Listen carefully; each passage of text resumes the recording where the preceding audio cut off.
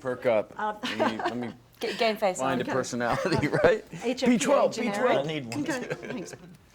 So, Lee, I just wanted to start with you. Rick Dalton is this great character where he's obviously still a good actor, but he's probably just missed his opportunity. Right. How did you see Rick, and also did you relate to him in a way, because you've been in this industry for a long time, you've probably seen many Yeah, I Rick think Daltons? I intrinsically related. I've grown up in this industry. I have a lot of friends that are actors. I knew this kind of dynamic from the audition process early on, and I know how hard it is to be successful in this industry. And I know how fortunate I have been. So to watch this, and a lot of the initial conversations I had with Quentin, whether he was actually talented or not, or whether he was perpetually going to just feel sorry for himself. And Quentin had an admiration for Rick's talent based on a lot of historical references, people that he admired in cinema and television that we got to watch a lot of. And it's just a matter of Rick's potential to push himself further and to stop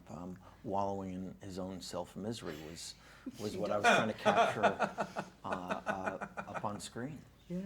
And Brad, I mean, you represent, I guess, a lot of people in this industry that are sort of on the fringes, but they get to live that life a little bit. I mean, there's that scene where you're sort of driving off into the hills and you live far away from all of this. So Yes. how did you relate to Cliff? Many would call that a dirge. Having to drive to the valley. No, I mean, be able to do what we do. There's 100, 200, 300 people behind us, all supporting this system, and are hustling from job to job, and it's perpetual, it's continual, and it's a job. Yeah, I love the chemistry between the two of you. I know it's the first time you've worked together on screen, but there's just this sort of natural friendship. It's just so alive on the screen. Where did that come from? Did you just sort of have straight away when you started working? We both and sort of instinctively understand that dynamic, that relationship of how isolating this industry can be, being on sets months at a time, disconnected from your family and friends, and those professional relationships kind of do turn into family. They become everything to you while you're there. And that was what was amazing about doing this movie. We got this rich backstory of our history before we even wound up on set. And the second we sort of showed up together, we just knew this dynamic. There was nothing to kind of rehearse in a weird way. Yeah. And I like the guy. He's pretty likable. He's all right.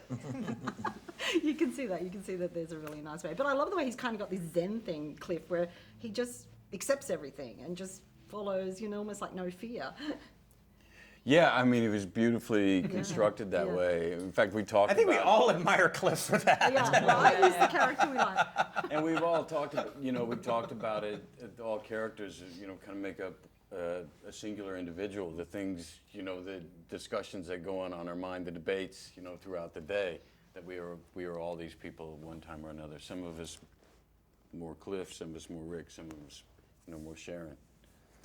And Margot, we know so much about Sharon Tate, but mostly how things ended with Sharon. And I really felt like you just brought her alive. There was this joy, there was this innocence, there was this beautiful capture of Sharon Tate.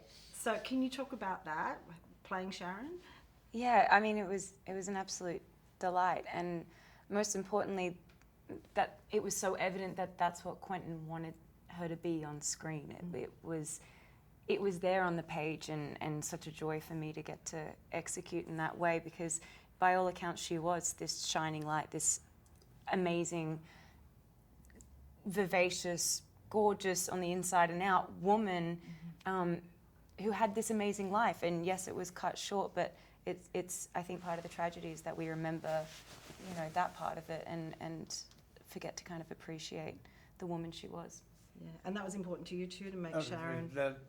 The most important in a way, where it's like had a story to tell and I wanted to tell the story, but there also was an agenda to the movie to give this woman who's, for the most part, the world has defined her by her tragic death, and to show that there was a life before that, and to not put it in a grand story, but just hang out with her, just living her life. Great. Okay. Well, thank you guys. Thank you. Thank you very much. I'll see you downstairs.